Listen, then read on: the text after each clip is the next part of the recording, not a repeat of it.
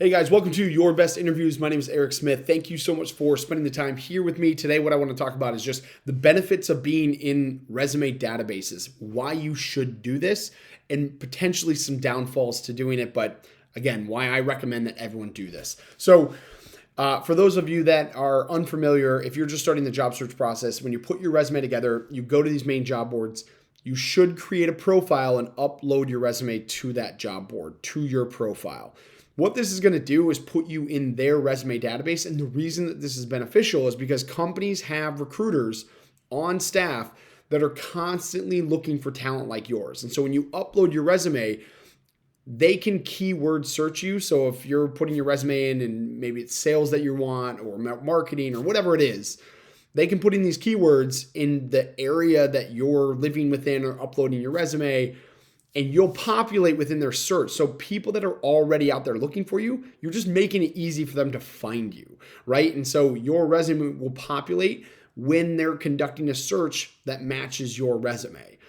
The reason this is beneficial is it helps you get in front of more employers without you having to go out and directly find them and apply to their job. This is going to open up your prospects of companies that you could be working for by so much. It makes it so much easier because you're going to have employers coming to you versus it all being on you to go to them and find the right jobs and all of that.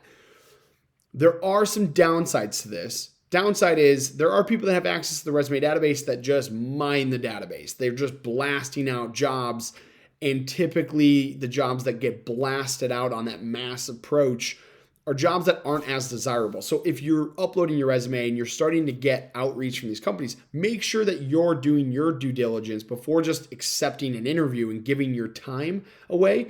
You want to make sure that you're researching the company, researching the role, and make sure it actually fits what you want to do. Make sure it actually fits your resume and your experience. If it doesn't, don't go on the interview. Don't do the phone interview. Don't give your time to something that isn't a good fit for you. Again, devil's advocate, if you are being offered an interview from a company that maybe you're not interested in, it doesn't always hurt. If you're somebody who gets nervous for interviews or just want to practice, it doesn't hurt to actually take a phone interview and just start getting some of your nerves out on these roles that maybe aren't at the top of your list, or maybe it's just not a fit. You know it, but you just want the practice. You could still do that. But what I would recommend is if you're trying to protect your time and make sure that you're only interviewing with companies that you're interested in, just make sure you're doing your due diligence, because you will have companies that are just blasting out opportunities. It's a numbers game for them. And so they're just trying to get in front of every single person, and they'll just mass email people in the database. So make sure that you're aware of that. But more often than not, you're going to get companies that are actually reputable and that are looking for people like you that maybe you wouldn't have found on your own because you just don't have 8 hours to look for a job at a given time. And so it's going to open up the field of prospects for you.